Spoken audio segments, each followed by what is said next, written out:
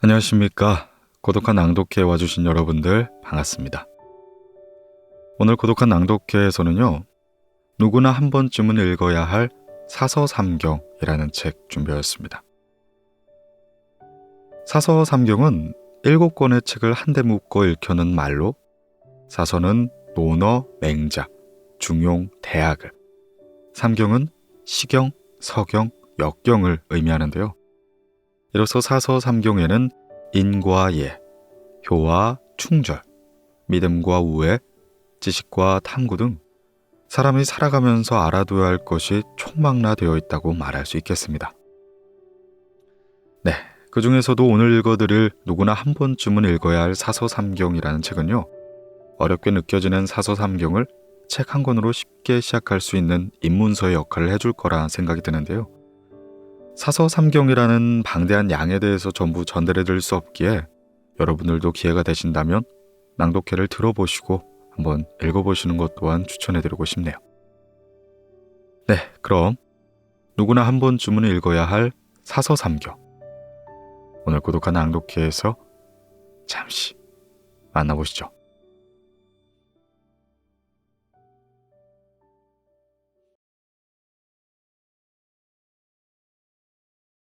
누구나 한 번쯤은 읽어야 할 사서삼경, 맹자편. 50보 100보. 임금이 농사철에 백성들을 동원하지 않으면 곡식을 다 먹을 수 있을 만큼 거둘 수 없을 것이고, 너무 촘촘한 그물로 물고기를 잡는 걸 금한다면 물고기가 넘쳐나 이로 다 먹을 수 없을 만큼 많아질 것이며, 도끼로 사내나무를 베는 계절을 제한한다면 목재는 이로 쓸 수 없을 만큼 많아질 것이다. 곡식과 물고기가 이로 다 먹지 못할 만큼 쌓이고 목재도 이로 다 쓸 수 없을 만큼 많다면 백성들은 산 사람을 먹여 살리고 죽은 자를 장사 지내는데 별다른 불만을 품지 않을 것이다. 이것이 바로 왕도 정치의 시작이다. 양의 왕, 상. 맹자는 백성을 사랑하는 도덕 정치를 펼쳐야 한다고 주장하면서 천하의 여러 나라를 떠돌아다녔다. 위나라의 해왕은 진나라의 압박을 견디지 못해 도읍을 대량으로 옮기고 양나라로 불렸다. 바로 이 무렵 맹자가 양나라로 찾아가 해왕을 만나게 된다. 해왕은 맹자를 보자마자 하소연하듯 말했다. 나는 지금까지 선생이 주장하신 왕도 정치를 쫓아 나라를 다스리는 데 전력을 다해왔습니다. 그러나 그렇게 강한 나라가 되진 못했습니다. 맹자가 해왕에게 물었다. 그렇습니까? 지금까지 어떤 일을 하셨습니까? 나는 한해의 흉년이 들면 그 지방 백성들을 하동으로 옮기고 하동에 남아있는 곡식을 한으로 옮겨 보충했습니다. 하동에 흉년이 들었을 때도 마찬가지지요. 그런데 이웃나라 왕은 나처럼 신경을 많이 쓰는 것 같지 않은데도 인구가 전혀 줄지 않았고, 우리 양나라 인구 역시 더 늘지 않고 그대로입니다. 결국 선생의 왕도 정치가 도움이 된 것이 하나도 없는 셈이니 이게 도대체 어찌된 영문입니까? 그 당시만 해도 인구의 많고 적음에 따라 국력이 좌우되었다. 그래서 각 나라는 어떻게든 인구를 늘리려고 애를 썼는데 출생에 의한 자연 증가는 너무 많은 시간이 필요했기 때문에 이웃나라의 인구를 흡수하는 정책을 많이 쓴 것이다. 그것은 자기 나라의 인구가 불어나는 반면 이웃나라의 인구는 감소한다는 일거양득의 효과를 누릴 수 있기 때문이었다. 해왕의 물음에 맹자는 이렇게 대답했다. 폐하께서 전쟁을 좋아하시니 전쟁 이야기로 예를 들어보겠습니다. 전쟁 중에 적군의 기세가 무서워 무기를 팽개치고 도망친 병사가 있다고 해보지요. 한 병사는 50보를 도망치고 또 한 병사는 100보를 도망쳤습니다. 그런데 50보를 도망친 병사가 100보를 도망친 병사에게 100발짝이나 도망쳤으니 너는 나보다 2배나 더 도망간 셈이다. 그러므로 너는 나보다 훨씬 겁쟁이야. 라며 비웃었다고 해보지요. 이것을 폐하께서는 어찌 생각하십니까? 해왕이 말했다. 당치도 않은 말입니다. 50보를 도망친 자나 100보를 도망친 자나 전쟁 중에 도망친 건 마찬가지 아니겠습니까? 맹자가 다시 말했다. 그러한 이치를 아신다면 왜 양나라가 강해지지 못했는지 답이 나온 것이 아닙니까? 폐하께서는 백성을 위해 여러 정책을 펼치셨다고는 하나 그 목적이 인해의 바탕을 둔 도덕 정치와 상관이 없는 부국 강병만을 꾀한 것입니다. 하면 역시 부국 강병만 꾀온 이웃나라와 무엇이 다르겠습니까? 맹자의 말에 회왕은 말을 잇지 못했다. 오직 부국 강병만을 꾀하려 정책을 펼주었으나 마치 자신이 진정으로 백성을 사랑하는 것처럼 말한 것이 부끄러웠기 때문이었다. 50보 100보는 바로 여기서 유래되었다.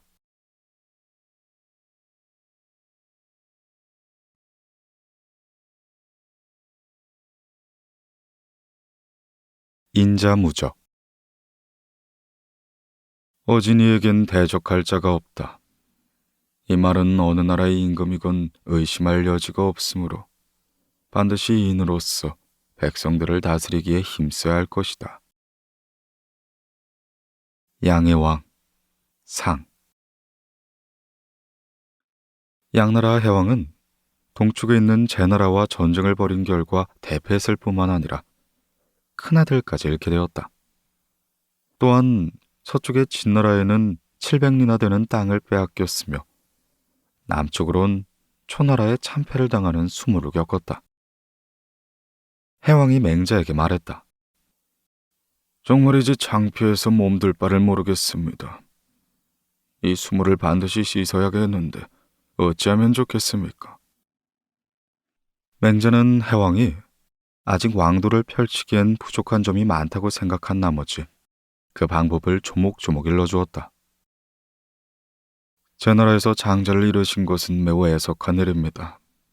그러나 땅을 빼앗기고 전쟁에서 참패한 것은 그리 걱정할 게 못됩니다. 땅을 잃었다는 것은 그만큼 국력이 쇠퇴했다는 말이고 백성들의 사기도 떨어졌음을 증명하는 것인데 어찌 걱정을 하지 말란 말을 합니까? 땅의 넓고 좁음이 그리 중요하지 않다는 말입니다. 사방 백리의 땅에서도 폐하의 직분을 훌륭하게 수행할 수 있기 때문이지요. 우선 어진 정치를 백성에게 베풀어 형벌을 간략히 하시고 세금을 가볍게 하시지요. 그렇게 한다면 어떤 효과가 있겠습니까? 백성들이 농사를 열심히 할 것이고 젊은이들이 시간 날 때마다 효제 충신의 덕을 배울 것입니다. 그리하여 집에 들어가서는 부영을 섬기고 밖에 나와서는 어른을 공경할 것이지요. 그렇게 된다면 몽둥이를 가지고도 갑옷과 병기를 마음대로 부술 수 있을 것입니다. 과연 그리 되겠습니까? 예, 그것은 의심하지 않으셔도 됩니다. 인자무적이란 말이 있지요. 인으로서 다스리는 사람에겐 전에 대적할 자가 없다고 했습니다.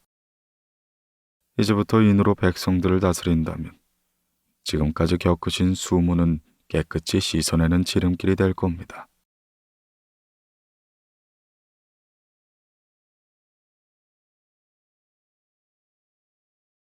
(40리나) 되는 거대한 함정. 문헌에 의하면 주나라 문왕은 70리 동산에 짐승을 풀어놓고 사냥을 즐겼다고 한다. 제나라 선왕이 맹자에게 물었다. 정말로 문왕의 사냥 동산이 그렇게도 컸습니까? 맹자가 대답했다. 그렇습니다. 하지만 문왕의 백성들은 그것도 작다고 생각했습니다. 선왕이 놀라며 다시 물었다. 그거 참 이상한 일이군요. 나는 지금 사방 40리 정도에 되는 사냥 동상을 가지고 있는데도 백성들의 불만이 넘칩니다. 문왕에 비하면 반이 조금 넘을 뿐인데 말입니다. 어찌 그렇습니까? 예, 그럴 수밖에 없습니다. 문왕의 동선에는 나무꾼이 들어가 땔감을 구할 수 있었고 사냥꾼들도 마음대로 꿩이나 토끼를 잡을 수 있었습니다.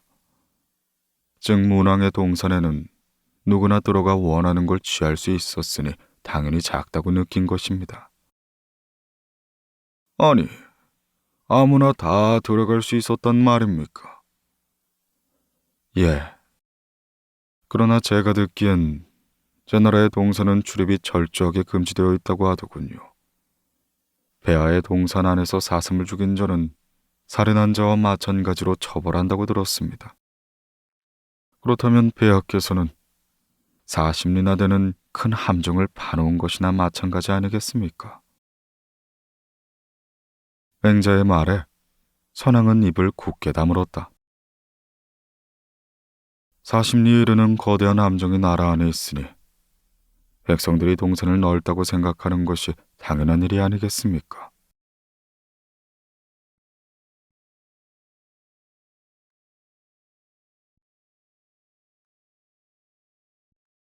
맹자의 명구절. 맹자가 양나라 해왕에게 물었다. 사람을 죽이는데 몽둥이를 쓰는 것과 칼을 쓰는 것이 다를까요? 다를 게 없겠지요. 그럼 칼로 죽이는 것과 정치로 죽이는 것이 다를까요? 그것도 다를 것이 없겠지요.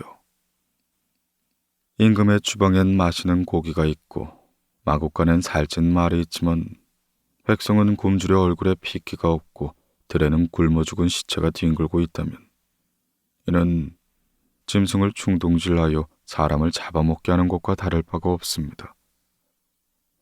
사람들은 짐승끼리 잡아먹는 것조차 싫어합니다. 그런데 백성의 부모가 되어 정치를 행하는 임금께서 짐승을 몰아와 사람을 잡아먹게 하는 것과 마찬가지인 상황을 만드니 이 어찌 백성의 부모라 하겠습니까? 양의 왕, 상.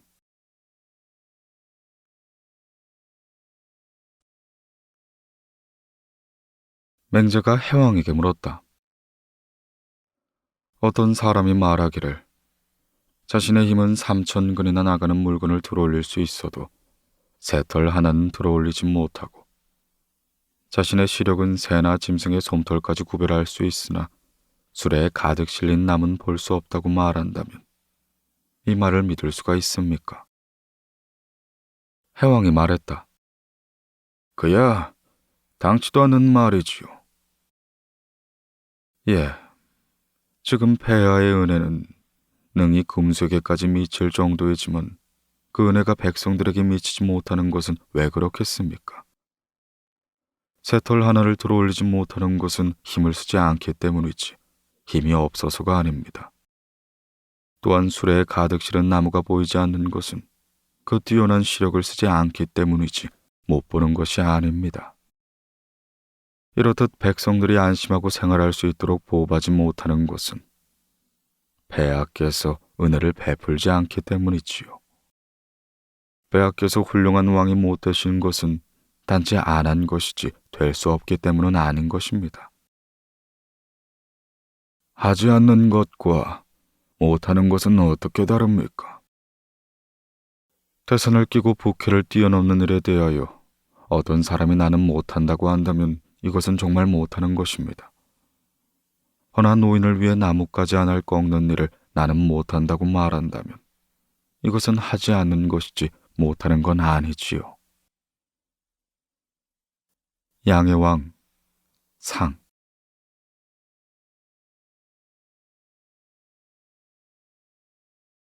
맹자가 말했다. 사람이 스스로 어디 간다는 것은 눈에 보이지 않으나 가도록 해주는 무엇이 있기 때문에 안 가는 것이다. 또한 가지 않는 것도 가지 못하도록 해주는 무엇이 있기 때문에 안 가는 것이다. 어디를 가고 안 가고 하는 것은 그냥 보기엔 자기 의지대로 하는 것 같아 보이지만 실은 하늘의 오묘한 뜻에 따라 이루어지는 것이다.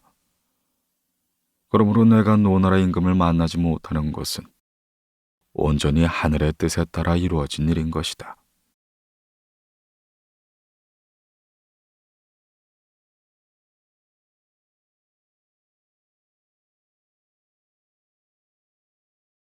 누구나 한 번쯤은 읽어야 할 사서 삼경. 대학. 천하의 현자들이 몰려든 까닭. 어진 사람을 보고 천거하지 않거나 등용해 놓고 얼른 쓰지 않는다면 이것은 태만이다. 부문 치국평천하. 연나라 소왕은 제나라의 기습공경으로 세상을 떠난 아버지의 원수를 갚기 위해 전하의 인재를 모아야겠다 생각했다. 헌데 인재들을 불러 모을 뾰족한 방법이 없어 소왕은 현자 과계에게 인재를 모아달라 부탁했다. 돌아가신 부왕의 원수를 갚으려면 현명한 인재들이 필요하오. 과계가 말하였다. 전하의 인재들은 여기저기 숨어 있습니다. 그들을 일일이 찾아가 불러온다는 건 거의 불가능하지요. 그러니 제발로 오도록 만들어야 합니다. 어찌하면 되겠소? 먼저 절을 쓰십시오. 소왕이 영문을 몰라 자세히 말해달라 하자 과계는 천리마 이야기를 들려주었다. 옛날 어떤 왕이 천리마를 구하려고 애썼으나 몇 년이 지나도록 구하지 못했다. 그러던 어느 날 말단 관리가 왕을 찾아와 자기에게 일천금을 주면 천리마를 구해오겠다고 장담했다. 왕이 일천금을 주자 관리는 그 돈으로 죽은 천리마의 머리를 500금이나 주고 사왔다. 죽은 천리마의 머리가 500근이라면 훨씬 비싼 값을 받을 것이라 생각했기 때문이었다. 과계의 말에 소왕은 무릎을 쳤다. 과연 그대의 말이 옳소. 소왕은 과계를 즉시 높은 직에 등용하고 그가 거처할 훌륭한 집을 지어주었다. 이렇게 과계가 연나라에서 최고의 대우를 받고 있다는 소문이 퍼지자 과연 천하의 현자들이 소왕에게 몰려들었다.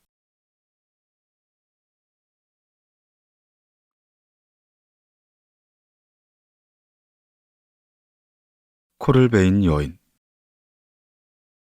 머무를 곳을 안 뒤에야 정해진 방향이 있고 정해진 뒤에야 차분해질 수 있고 차분해진 뒤에야 평온할 수 있고 평온한 뒤에야 생각할 수 있고 생각한 뒤에야 성취할 수 있다. 경문. 초나라 회왕은 여색을 밝히는 인물이었다. 그런 회왕에게 정수라는 애첩이 있었다. 어느 날 회왕이 여인을 좋아한다는 사실을 안 위나라의 왕이 아름다운 여인 하나를 몰색해 회왕에게 보냈다. 그러자 정수는 끓어오르는 질투심에 잠을 이루지 못했다. 그녀는 머리를 싸매고 누워서는 위나라에서 온 여인을 몰아낼 궁리만을 했다. 그래, 내가 질투심을 밖으로 드러내서는 안 됐지. 그러면 내가 지는 거야. 일단 정수는 위나라 여인에게 깍듯이 아우 대접을 해주었다. 그런 가운데 정수는 묘안을 생각해내었고 위나라 여인을 불러 이렇게 말했다. 자네가 폐하를 잘 모시는 걸 보니 내 마음도 편안하다네. 그런데 한 가지만 고친다면 폐하께서 자네를 더욱 총애하실 텐데. 위나라의 여인은 그 말을 듣자 바짝 다가앉으며 물었다. 그게 무엇인지 가르쳐 주십시오. 내가 가만 보니 폐하께서는 자네를 극진히 총애하시지만 자네의 그 코만은 마음에 들어하지 않으시는 것 같아. 그러니 폐하 앞에서는 꼭 코를 손으로 가리도록 하게. 위나라 여인은 정수의 말을 곧이곧대로 듣고는 회양 앞에 가기만 하면 손으로 코를 가려댔다. 이를 이상하게 여긴 회양은 정수에게 까닭을 살짝 물어보았다. 정수는 그 기회를 놓치지 않고 대답했다. 아마도 저 여인은 폐하의 몸냄새를 맡기 싫은 모양입니다. 아니 뭐라? 이런 괘씸한 것이 있나? 이내 회양은 위나라의 여인의 코를 베어버릴 것을 명했다. 그 광경을 지켜보며 정수는 회심의 미소를 지었다.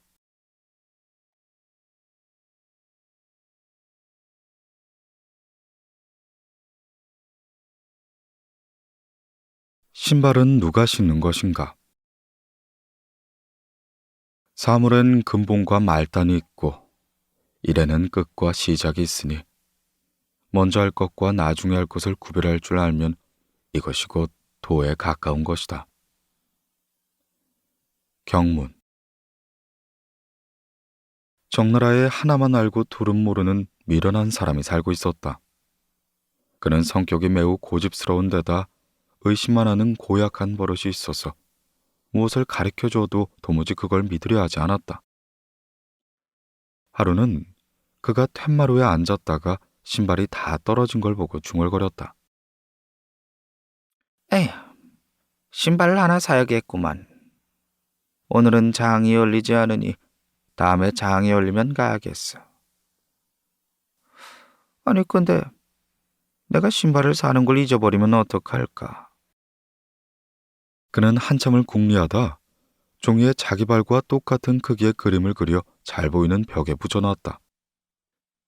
이렇게 해놓는다면 신발을 사는 것도 잊어버리지 않고 또 내 발에 꼭 맞는 신발 또한 살 수 있을 거야. 그는 벽에 붙은 그림을 바라보며 매우 흡족해했다. 잊고 장날이 되었다. 그는 아침부터 서둘러 신발을 사려 장으로 달려나갔다. 장터에 도착한 그는 여기저기 돌아다니다 마음에 꼭 드는 신발을 찾아냈다. 그래, 저 신발이 좋겠구만. 어디 내가 그린 그림과 크기가 맞나 봐야겠어. 그는 미리 그려둔 그림을 꺼내려고 주머니를 뒤적였다. 헌데 너무 서두른 나머지 그림을 집에 두고 나온 것이었다. 그는 장사꾼에게 말했다. 아휴, 이보시오. 저 신발이 내 마음에 꼭 드니 다른 사람에게 팔지 마시오. 내 얼른 집에 다녀올 터이니. 장사꾼은 그가 수중에 돈이 없어 돈을 가지러 가는 줄 알고 고개를 끄덕였다. 그는 얼른 집으로 달려가 벽에 붙은 그림을 떼어가지고 다시 장터로 돌아왔다.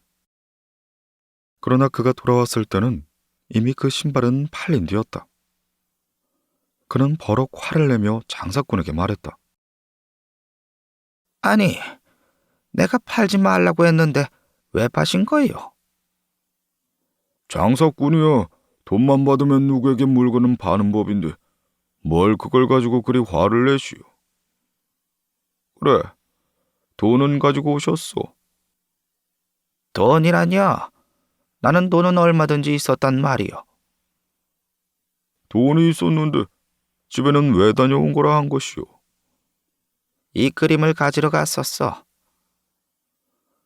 그는 주머니에서 그림을 꺼내 장사꾼의 눈앞에 들이밀었다. 아니, 신발을 사는데 이 그림이 왜 필요합니까? 장사꾼이 의아한 표정으로 물어봤다. 그거야. 나는 며칠 전부터 신발을 사기 위해 치밀하게 준비했단 말이오. 그래서 이렇게 내 발 크기까지 그려두었던 것이오. 아니, 당신이 여기서 신발을 직접 신어보면 되는데 그 그림을 가지러 집까지 다녀왔단 말이오. 아유, 뭘 모르시네요. 나는 이 그림을 그릴 때 꼭 이것과 똑같은 크기의 신발을 살려 마음먹었단 말이오. 그러니 내 발보다 이 그림을 더 믿어야 하지 않겠소? 이상한 논리로 억지를 부리는 그에게 장사꾼은 한마디 쏘아붙였다. 신발은 당신의 발이 신는 것이지 그 그림이 신는 게 아니잖소. 그는 아무 대꾸도 하지 못했다.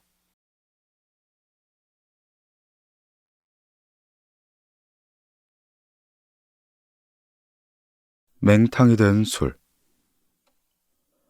근본이 문란한데도 저 밑바닥까지 다스려지는 경우는 없다. 두텁게 해야 할 곳을 옅게 하고 옅게 할 곳을 두텁게 하는 경우도 아직까지는 없었다. 경문. 술을 맛있게 빚는 사람이 있었다. 그가 빚은 술은 아무리 마셔도 부드럽게 취하고 이튿날 깨어나도 숙취를 느끼지 못할 정도였다. 한 노인이 그에게 찾아가 술을 만드는 방법을 가르쳐달라 부탁했다. 그는 기꺼이 노인의 부탁을 들어주었다. 우선 정미가 잘 된 쌀 한 말과 누룩 한 종지가 필요합니다. 그리고 물 2마리에다 인삼 한 뿌리를 넣고 일주일 동안 항아리에다 숙성시키면 됩니다. 알았네. 쌀 한 말, 누룩 한 종지, 물 2말, 인삼 한 뿌리. 평소 건망증이 심했던 노인은 그가 한 말을 잊어버리지 않으려 중얼거리며 이내 집으로 돌아왔다. 노인은 그가 일러준 대로 항아리에다 재료를 넣고 일주일을 기다렸다. 일주일이 되던 날 노인은 기대를 안고 항아리 뚜껑을 열었다. 아니, 무슨 술맛이 이렇게 맹탕인가? 술을 한 국자 떠마셔본 노인은 이내 입맛을 다졌다. 그자가 자기 비법을 다 안 가르쳐준 게 분명해. 이내 노인은 냅다 그에게가 따지며 말했다. 아니, 이 양반이 처음부터 가르쳐주기 싫다면 싫다고 하지 왜 이 늙은이를 희롱하는가? 노인의 말에 그는 고개를 가웃거렸다. 저는 제대로 다 가르쳐드렸는데 이상하군요. 항아리에 무엇을 넣었는지 말씀해 보시지요. 자네 말대로 물 2말, 누룩 한 종지, 거기다 인삼 한 뿌리까지 다 넣었는데도 도무지 술맛이 나지 않네.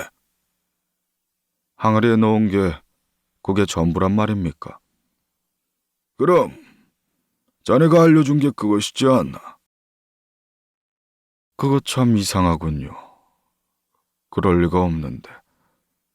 쌀 한 말도 넣으셨겠죠. 일순간 노인의 얼굴이 굳었다. 아이고, 그래, 쌀을 안 넣었구먼. 이런 정신머리하군. 노인은 고개를 숙인 채 아무 말도 하지 못했다. 술을 빚는데 가장 중요한 걸 빼먹었으니 무슨 할 말이 있겠는가.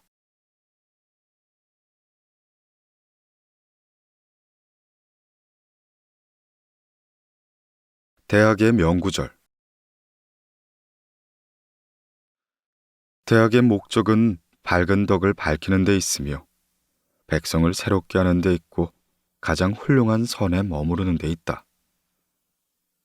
경문.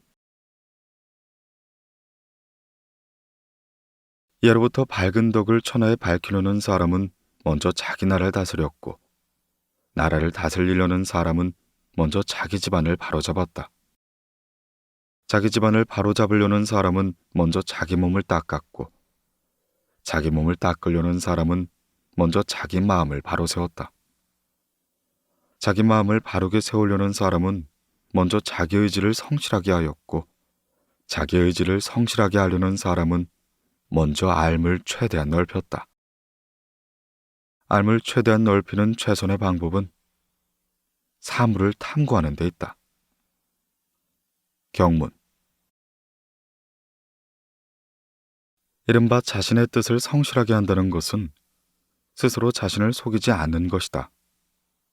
악을 싫어하기를 마치 나쁜 냄새를 싫어하듯 하며 선을 좋아하기를 마치 미녀를 좋아하듯 하는 것. 이를 가르켜 스스로 만족한다고 말하는 것이다. 따라서 군자는 혼자 있을 때도 반드시 신중하게 행동해야 한다. 부문성의. 증자가 말했다. 사방에 10개의 눈이 있어 자신을 지켜보고 있으며 사방에 10개의 손가락이 있어 자신을 가리키고 있으니 이 얼마나 두려운 일인가. 부문성의. 진실하지 못한 자는 계속 꾸며대기가 힘들다. 이는 백성들의 뜻을 크게 두려워하기 때문이므로 이것이 바로 근본을 안다는 의미이다. 부문 본말.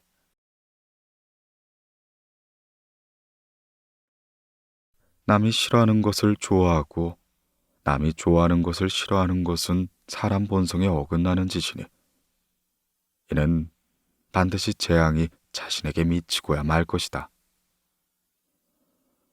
부문 치국 평천하.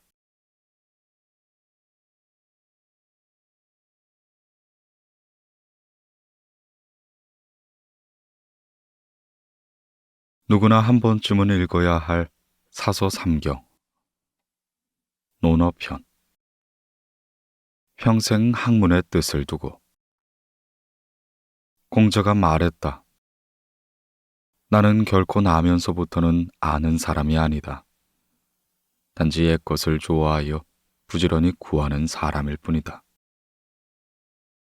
수리. 위 문장은 공자의 인생관과 더불어 학자로서의 면모가 어땠는지를 잘 보여준다. 공자는 어려서부터 불우했지만 그럼에도 학문을 놓지 않았다. 배울 수만 있다면 물불을 가리지 않았다. 딱히 정해진 스승 또한 없었으니 누구나 다 공자의 스승이었던 것이었다. 공자는 이렇게 말했다. 세 사람이 함께 걸어가고 있다면 그 중에 나의 스승은 반드시 있게 마련이다. 나는 그들 가운데서 착한 사람의 선한 행동을 본받을 것이고 허물 있는 사람을 통해서는 그를 거울 삼아 내 잘못을 고칠 것이다. 공자는 매사 받아들이려는 열린 자세를 취했기 때문에 잘났든 못났든 누구나 공자의 스승이 될 수 있었다. 공자는 그 겸허한 자세를 유지하며 평생 학문을 탐했다. 학문에 임하면서 공자가 가장 중시한 것이 바로 옛것이었다. 옛것이란 고리타분한 옛날 학문을 가리키는 게 아니다. 이미 배운 것 또는 과거의 훌륭한 글을 읽혔는다. 옛것을 열심히 익혀라. 그리하면 그것을 미루어서 새 것을 알 수 있다. 이것이 바로 옹고지신이다.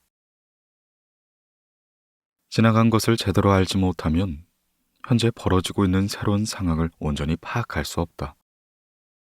또 현재의 상황을 정확히 파악하지 못하면 향후 닥쳐올 일을 올바로 예단할 수 없다. 이런 점에서 옛것을 익힌다는 것은 현재뿐만 아니라 미래를 통찰하는 중요한 밑바탕이 된다. 공자가 인류의 위대한 스승이 될 수 있었던 것은 학문하는 법, 즉 옹고지신을 그의 인생을 통해 보여줬기 때문이다.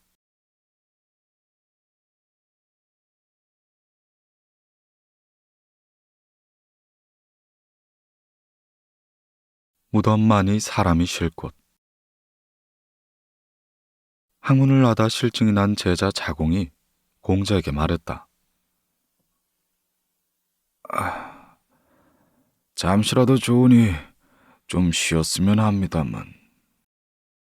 자공은 몹시 피곤한 표정을 지으며 말끝을 흐렸다. 사람의 삶에는 쉴 곳이란 없는 법이다. 공자가 말했다. 자공이 실망한 눈치로 다시 입을 열었다. 그렇다면 사람이 살아가면서 잠시 쉬지도 못한다는 말씀이십니까? 공자는 잠시 눈을 감더니 이내 이렇게 대답했다. 쉴 곳이 딱 한 군데 있기는 하지. 공자는 먼 곳의 한 지점을 가리켰다. 자공은 고개를 들어 공자의 검지를 따라갔다. 공자의 손끝이 향한 것은 잡초가 무성한 무덤이었다. 아니, 저건 무덤이 아닙니까? 그렇다. 저곳이야말로 모든 사람이 편히 쉴 수 있는 곳이네. 자공은 그제야 깨닫고는 얼른 무릎을 꿇으며 말했다.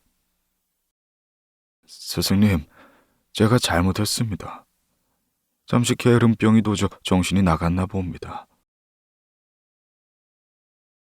공자가 무덤을 가리킨 까닭은 죽는 순간까지 학문을 계속해야 한다는 무언의 가르침을 주기 위해서였다.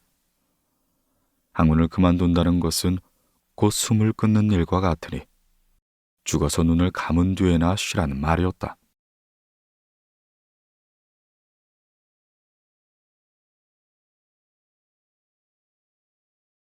임금자리도 마다한 사람. 공자가 말했다. 거친 밥에 물을 마시고 발을 굽혀 베개를 삼더라도 이 가운데 즐거움이 있다. 의롭지 않은 방법으로 얻은 부귀는 내게 뜬구름과 같은 것이다. 수리. 고대 중국에 소부라는 사람과 허유라는 사람이 자연에 묻혀 살고 있었다. 나이든 요임금은 후계자를 찾던 중 청렴하고 학식이 높은 허유를 알게 되었다. 그런 자라면 능히 나라를 이끌 수가 있을 것이야. 요임금은 허유가 살고 있는 기산으로 직접 들어갔다. 허유의 집에 당도한 그는 절로 고개를 끄덕였다. 과연 소문대로 허유의 집은 도무지 사람이 살 수 없을 정도로 허름한 오두막이었다. 이내 요임금은 안으로 들어가 허유를 만났고 나라를 맡아달라고 간청했다. 그러자 허유는 버럭 소리를 지르며 오두막을 뛰쳐나가며 말하였다. 나는 이 산에서 내려갈 생각이 없어. 지금까지 나는 분수에서 벗어난 일을 한 적이 없어. 어찌하여 가만히 있는 나도록 분에 넘치는 일을 하라는 것이오. 허유는 급히 냇가로 달려가 흐르는 물에 귀를 씻어냈다. 그때 소를 끌고 올라오던 소부가 허유를 발견하곤 말하였다. 여보게, 어찌하여 귀를 씻어내고 있는가? 아니, 내 방금 임금에게 더러운 말을 들었다네. 맑은 물에 귀를 씻지 않고서는 견딜 수가 없을 거야. 소부가 깜짝 놀라며 말했다. 나는 지금 소에게 물을 먹일 참이었는데 그러면 안 됐구먼. 자네가 귀를 씻은 더러운 물을 내 소에게 먹일 수는 없지 않나. 소부는 얼른 소를 이끌고 더 위쪽으로 올라갔다.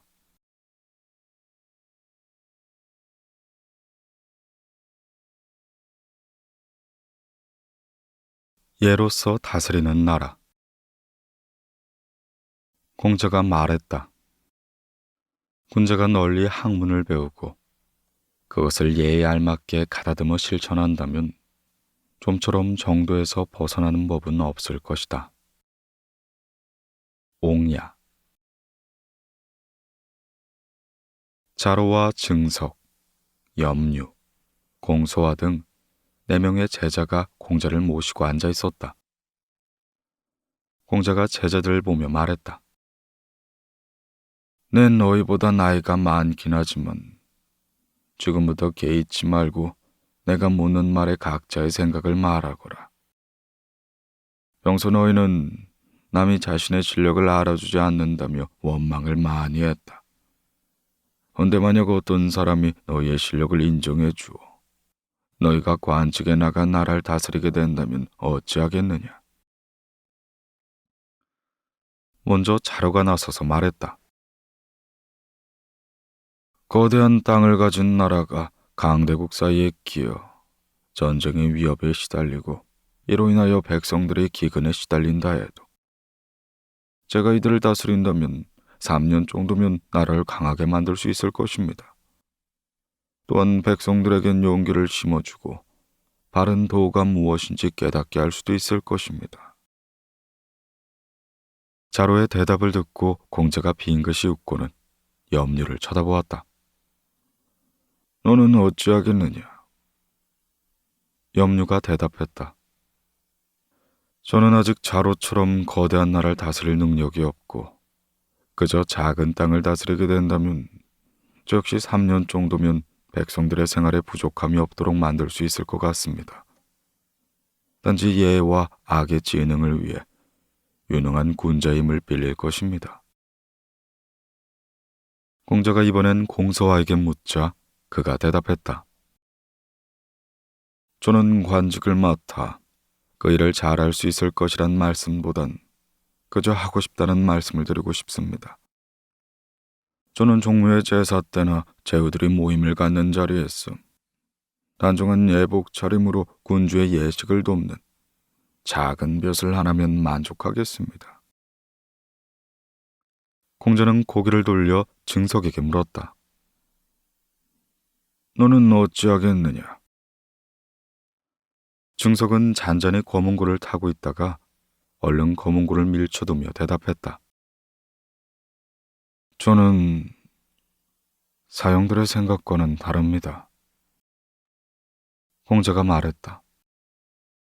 지금은 모두 저마다 생각을 밝히는 중이니 개의치 말고 솔직하게 대답해보거라.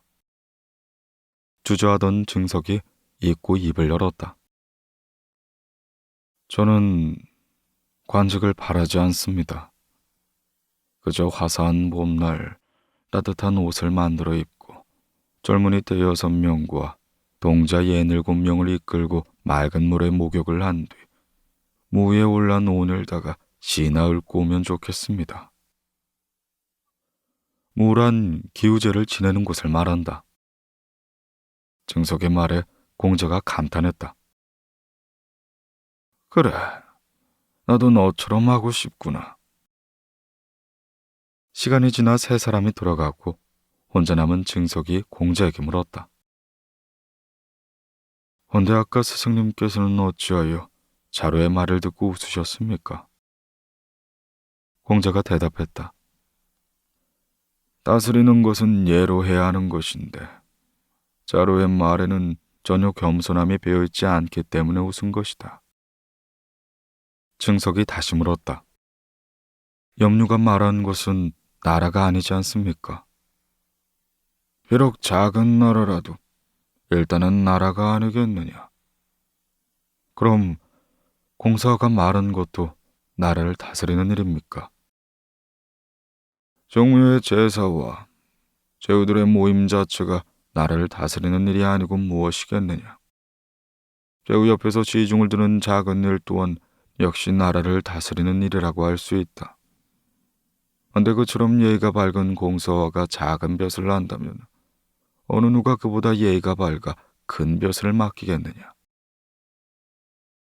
공자는 공서가 예에 밝아 나라에 큰 일을 할 능력이 있다 말한 것이다. 결국 공자는 나라가 크든 작든 예로서 다스려야 바른 정치가 이루어질 수 있다 생각했다.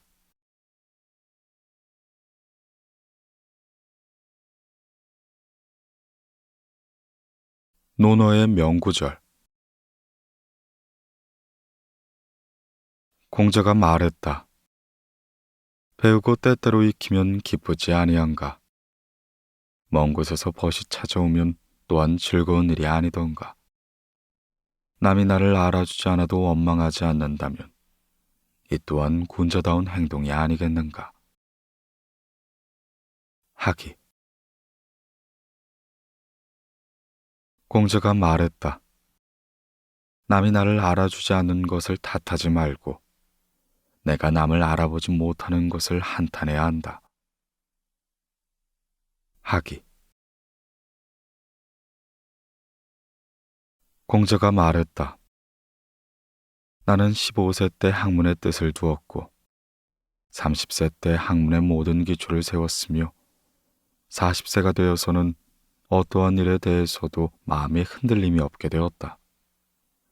50세가 되어서는 하늘의 뜻, 즉 자연의 이치를 알게 되었고 60세 때는 한 번 들으면 그 뜻을 저절로 알게 되었다. 그리고 70에 이르러서는 내 마음대로 행동해도 도리에 어긋나지 않게 되었다. 위정. 공자가 말했다. 옛것을 익힌 다음 그것을 바탕으로 하여 새로운 걸 미루어 한다면 충분히 남의 스승이 될 수 있다.